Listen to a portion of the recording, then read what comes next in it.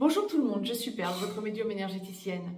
Capsule dédiée à la pleine lune du 19 août 2024 pour la partie sentimentale. Nous allons détailler tout ça, mais cette capsule va donc nous refléter les énergies pour les relations traditionnelles, les relations d'âme-sœur non sacrées, les relations avec un ou une perverse narcissique et les relations avec une relation toxique. Les relations sentimentales, donc dans une relation toxique, avec une personne toxique. Pour cette pleine lune du 19 août 2024, pleine lune bleue, pleine lune donc à son périgée, pleine lune de l'esturgeon aussi, traditionnellement appelée pleine lune de l'esturgeon. La lune sera à 27 degrés 15 Verseau, pendant que le soleil sera à 27 degrés 15 Lion. Et cette pleine lune sera effective à 18h27 temps universel. 20h27 temps universel, plus 2 heures pour l'Europe centrale par exemple. Mais bien sûr, retrancher ou ajouter des heures en fonction du fuseau horaire dans lequel vous vous trouvez par rapport au méridien de Greenwich, c'est-à-dire là, l'heure qu'il sera lors de cette pleine lune méridien de Greenwich, 18h27, temps universel donc. Si vous voulez plus de détails quant aux aspects astrologiques, il y en a beaucoup pour cette pleine lune. Je ne voudrais pas que ce soit redondant, donc je vous recommanderais d'aller visiter ou revisiter la capsule que je vous ai mise en ligne relative aux énergies générales et mondiales. Là, je vous détaille tout et donc je vous explique tout beaucoup plus spécifiquement.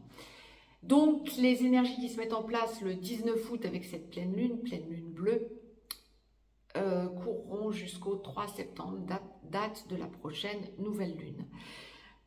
Faisons donc un point, voir un petit peu dans la partie sentimentale, ce à quoi nous pouvons nous attendre, étant entendu que sentimentalement parlant, là où ça va intéresser les relations sacrées, c'est de comprendre ce qui se joue par rapport du côté du féminin sacré ou de chaser, si vous êtes avec un ou une perverse narcissique, et du côté du runner ou masculin sacré, lorsque vous êtes avec une personne toxique ou une énergie de nettoyage pour les flammes jumelles, éventuellement, pas pour toutes les flammes jumelles d'ailleurs. Donc, globalement, sentimentalement parlant, ce à quoi nous pouvons nous attendre à partir du 19 août jusqu'au 3 septembre, ça va être, sentimentalement parlant, une période de montée en puissance, de gros changements, je dirais. Il y a vraiment de gros changements se mettent en place, sentimentalement parlant, pour tout un chacun, sauf pour les relations sacrées. Hein. Je ne parle pas des relations sacrées, c'est à part. Je vous fais des capsules hebdomadaires pour ça. Donc, n'hésitez pas à regarder les capsules hebdomadaires. Mais pour cette nouvelle lune, donc pour toutes les autres relations, y compris pour les célibataires, on est dans des grosses compréhensions, dans une grosse introspection. Une puissance quelque part qui monte en vous dans une évolution que vous avez eue récente. Hein. Vous savez ce que vous voulez, vous savez ce que vous ne voulez plus. Ce serait ça l'idée finalement. Pour les célibataires justement, commençons par les célibataires puisque c'est ce que la source nous envoie. Vous êtes dans une période pour cette pleine lune, donc cette pleine lune bleue à partir du 19 août jusqu'au 3 septembre, vous êtes dans une période où vous allez ressentir que vous êtes bien chez vous. Vous n'hésitez pas à aller voir d'autres personnes. Si vous êtes en vacances, vous êtes bien dans votre lieu de vacances, hein, j'entends. Vous n'allez pas hésiter à sortir, à voir d'autres personnes, mais vous allez vous laisser aimer, on va le dire comme ça. Vous allez vous laisser... vous allez vous permettre d'observer ce que l'autre est capable de vous offrir. Vous ne rentrez pas dans la relation directement. Bon nombre de célibataires qui auraient l'occasion d'enclencher une relation là ou de rencontrer quelqu'un avec qui vous pourriez avoir une relation, je vous dis pas d'aller avec n'importe qui, bien évidemment, hein, évidemment. Mais lorsque vous allez sentir qu'une relation est possible et que vous êtes amené à rencontrer quelqu'un, ou vous avez déjà rencontré quelqu'un depuis quelque temps mais qui ne s'est encore rien passé ou pas grand-chose, vous allez vous rendre compte que cette personne peut vous dire qu'elle vous aime. Il y a quelque chose, vous allez vous laisser aimer. Il y a quelque chose en ce sens, voire même, pour certains d'entre vous, certaines d'entre vous, cette personne qui entre dans votre vie ou que vous venez de rencontrer peut même vous parler engagement, vie commune, voire même mariage. Vous allez rester pantoise, vous allez dire waouh, ça va trop vite, c'est quoi ce truc? Vous allez rester un peu sur la réserve, vous allez dire c'est quoi ça, je suis bien chez moi, j'ai besoin de prendre du recul, d'où ce que je vous disais, le besoin de rentrer dans votre coquille. Je ne dis pas de vous intérioriser, non, vous êtes contente de voir une personne, une nouvelle personne. Mais il y a des questionnements. On se connaît à peine et il est ou elle est en train de me proposer qu'on vive ensemble. C'est quoi ce truc? Bon, effectivement, prenez du recul. Ça, c'est pour les célibataires qui est amenés durant la quinzaine à rencontrer quelqu'un. Ou qui avaient déjà rencontré quelqu'un, mais avec qui il ne s'est pas passé grand-chose. Pour ceux et celles qui sont célibataires et qui n'avaient personne en vue, je dirais que c'est une quinzaine où vous allez être amené à avoir des amis qui peuvent vous proposer de rencontrer des amis d'amis. Hein. Y a cette idée de tiens, je connais quelqu'un là, si tu veux je te le présente ou je te la présente. Ce serait possible parce que c'est exactement ce qu'on m'envoie en assez grande quantité. Donc pour les célibataires, ben, n'hésitez pas, ça peut vous faire une personne de plus à connaître. Je ne dis pas que vous allez forcément être en couple avec cette personne, mais pourquoi pas? Et ce sera de toute façon quelqu'un qui pourra vous ouvrir des portes. Donc c'est ok. Je parle de vous ouvrir des portes amicales, hein, à minima, voire peut-être sentimentales pour bon nombre d'entre vous. Il y a une idée de choix, c'est votre choix. Pour ceux et celles qui êtes dans une relation traditionnelle depuis peu, voire depuis beaucoup plus longtemps. Ah, la source, mais avec les âmes sœurs. Non, sacré. Ok. Vous priorisez votre foyer. Alors, lorsque vous vivez avec cette personne depuis peu, voire depuis beaucoup plus longtemps, vous priorisez votre foyer. Par contre, vous allez ressentir que votre autre est dans l'amour. Il y a un regain d'amour à votre égard. Il y a quelque chose de très doux, de très enveloppant, si j'ose dire. On est dans une période où vous allez ressentir que vous parlez de vos enfants. Si vous avez des enfants en commun ou que vous êtes en recomposition familiale, vous allez sentir que l'amour est réitéré et différemment. Il y a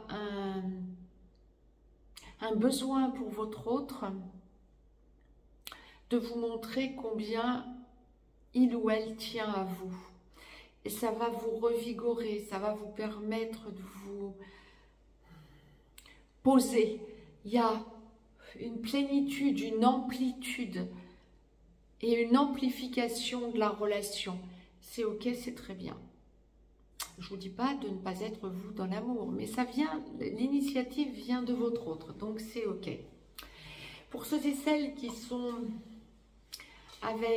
dans une relation avec un ou une perverse narcissique et que vous en êtes consciente, on est dans une quinzaine où il va y avoir une grosse déstabilisation. Vous avez besoin de savoir soit que vous restez dans le foyer, soit que vous avez besoin d'établir un nouveau foyer. Il y a une recherche de votre côté d'apaiser la situation. Il y a une puissance qui monte en vous pour trouver vos solutions, pour pouvoir lâcher ce qui dysfonctionne dans votre vie. En revanche, ce qu'on m'enverrait lorsque vous êtes avec un ou une perverse narcissique et que vous en êtes consciente, il y a deux choses. La recherche donc de restabilisation, mais cette personne va vous faire alterner les deux facettes les pires de sa personnalité durant cette quinzaine. C'est-à-dire vous montrer que si ça ne vous convient pas, vous vous séparez et montez en puissance dans les dysfonctionnements. Et vous faire un tour de lune de miel. Vous allez avoir les deux durant cette quinzaine et ça va être très compliqué pour vous de vous restabiliser. Vous allez être à deux doigts de tout lâcher et avoir l'occasion de vous dire « je reviens en arrière et je reste dans notre relation ». Attention, attention, ça va vous déstabiliser. Si vous êtes objectif avec vous-même, vous avez la puissance de lâcher ce qui dysfonctionne durant cette quinzaine. Alors évidemment, ça va aller en montagne russe, une fois blanc, une fois noir, parce que vous êtes avec une personne qui est perverse narcissique. Donc, une fois blanc, une fois noir. Ce n'est pas tout le temps le cas, mais là, il va y avoir, on dira que vous êtes en crise à deux. Quand vous êtes conscient d'être avec une personne perverse narcissique. Là, il y a quelque chose qui dysfonctionne et vous allez vous rendre compte qu'on arrive au bout d'une logique. Vous avez la puissance de faire le point sur votre relation et ça ne va pas être facile pour vous. Maintenant, évidemment, vous pouvez toucher du doigt d'être avec une personne perverse narcissique, mais être en plein dans la relation. Loin d'être à casser, j'essaie de vous transmettre ce que la source envoie. Hein. Vous pouvez être conscient d'être avec un ou une perverse narcissique et ne pas pouvoir lâcher pour l'instant parce que, comment je vous dirais, ne pas être au bout de cette relation. Et là, on va être dans une quinzaine où vous allez sentir que vous priorisez votre foyer, vous priorisez, vous essayez de retrouver une stabilité, vous essayez de voir où vous en êtes. Bon nombre d'entre vous vont avoir besoin de voir leurs amis aussi dans ce genre de situation. Parce que vous avez besoin d'en parler en quelque sorte à des personnes qui vont vous entendre de ces dysfonctionnements par rapport à votre autre, entre guillemets. Si vous êtes en lâcher prise aussi, si vous êtes prêt ou prête à rompre avec un ou une perverse narcissique, vous avez besoin d'en parler à votre entourage amical. Et vous allez être soutenu. Je ne vois pas qu'on ne vous soutienne pas, hein, bien au contraire. Hein. Je pense avoir été complète dans ce que j'avais à vous transmettre durant cette quinzaine ou pour cette quinzaine. Du côté dans une relation avec un ou une perverse narcissique. Alors, vous pouvez être dans une relation avec un ou une perverse narcissique si vous êtes féminin sacré ou chaser à côté dans une relation sacrée, à côté avec quelqu'un d'autre, hein, c'est pas votre autre, masculin sacré ou runner, qui est le pervers narcissique, hein, bien évidemment, hein, loin s'en faut, même si parfois on peut se poser la question, je le laisse souvent en questionnement en consultation privée. Mais vous pouvez aussi être dans une relation avec un ou une perverse narcissique et ne pas être en parallèle dans une relation sacrée. L'un n'empêche pas l'autre, évidemment. Tout ce que je viens de vous transmettre est exact dans les deux cas. Alors maintenant pour les relations avec une personne toxique. Si vous êtes dans une relation avec une personne toxique, ben vous pouvez être tout pareil dans une relation avec une personne toxique sans être dans une relation sacrée par ailleurs. Et si vous êtes dans une relation sacrée et que vous êtes avec une personne toxique, ça signifie que vous êtes soit masculin sacré, âme sœur sacrée, soit runner, flamme jumelle. Et dans les deux cas, on est dans une quinzaine du 19 août au 3 septembre où vous allez ressentir, là encore, pour vous aussi, de grosses compréhensions quant à ce qui est en train de se jouer avec cette personne toxique dans votre vie. Il y a un besoin de vous affirmer, une espèce de ras-le-bol, de laisser se faire les choses. Quand on est avec une personne toxique, dans les relations avec une personne toxique, la personne toxique prend l'ascendant sur vous, bien souvent aux yeux de tout le monde. Alors que dans une relation avec un pervers narcissique ou une perverse narcissique, ça ne va être qu'entre vous, éventuellement avec des enfants qui sont dans le foyer. Mais ça ne va être qu'entre vous que ça va être déstabilisant. En extérieur, il semble que tout aille bien. Avec une personne toxique, c'est le contraire, enfin c'est le contraire, oui ça va être le contraire, quasi le contraire. En extérieur, quand on observe les choses, la personne toxique se fout de vous. Elle ose vous mettre à mal. Elle ose dire du mal de vous. Elle ose... je parle quand on est dans la vie commune, hein, ou dans la relation à proprement parler, pas après. Hein. Elle ose se fiche de vous. Mais par contre, quand on est dans l'intimité, cette même personne peut être tout à fait adorable et vous montrer tout plein d'amour. Et là, durant cette quinzaine, c'est ce qui va se passer. Mais vous allez conscientiser, quand vous êtes dans une relation avec une personne toxique, vous allez conscientiser que cette personne vous met à mal auprès de vos proches, de votre entourage amical, relationnel, voire même familial. Et ça va complètement vous déstabiliser que de vous en rendre compte parce que vous êtes trop gentil avec cette personne et que vous acceptez l'inacceptable depuis le début. Ça va vraiment vous sauter aux yeux d'un coup que cette personne vous manque de respect en public. Donc, ça va vraiment vous restabiliser sur ce qu'elle est vraiment à vos yeux. Cette personne va pouvoir ensuite vous montrer qu'elle vous aime, vous ne serez plus dans la même logique, il y aura une idée de laxisme et de lâcher prise, pas de laxisme, de lâcher prise de votre côté en disant ouais, tu me la fais pas, c'est bon, tu me prends pour un abruti, pour une abrutie aux yeux de tout le monde, stop. J'ai besoin de prendre du recul, tu me déstabilises de trop, pour l'instant, j'ai besoin de me retrouver face à moi-même. Il y a une affirmation de ce que vous êtes et c'est ok, c'est parfait. La source est très claire, il y a une prise de conscience de la toxicité de cette personne. Alors, je ne vous dis pas que vous êtes en train de la lâcher, oui, pour un certain nombre d'entre vous, vous allez lâcher cette personne. Probablement dans la lune qui suivra, dans la lunaison qui suivra à partir du 3 septembre. Vous pouvez aussi la lâcher avant le 3 septembre, hein, bien évidemment, hein, à partir du 19 août.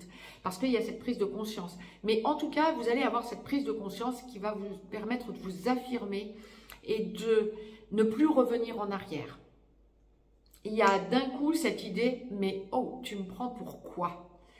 Ça va piquer, mais ça va vous permettre de grandir à vos yeux.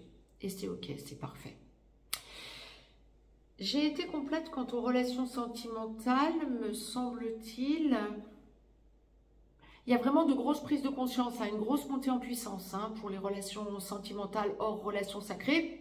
Encore une fois, pour les relations sacrées, n'hésitez pas à aller écouter les capsules hebdomadaires que je vous mets de façon hebdomadaire. Mais là, pour les relations sentimentales hors relations sacrées, il y a des grosses prises de conscience et c'est parfait. Je vous dis à très vite pour les capsules hebdomadaires, bien sûr, pour les relations sacrées et pour des chroniques. Je vous embrasse et je vous dis à très très vite. Belle journée à toutes et à tous et belle pleine lune.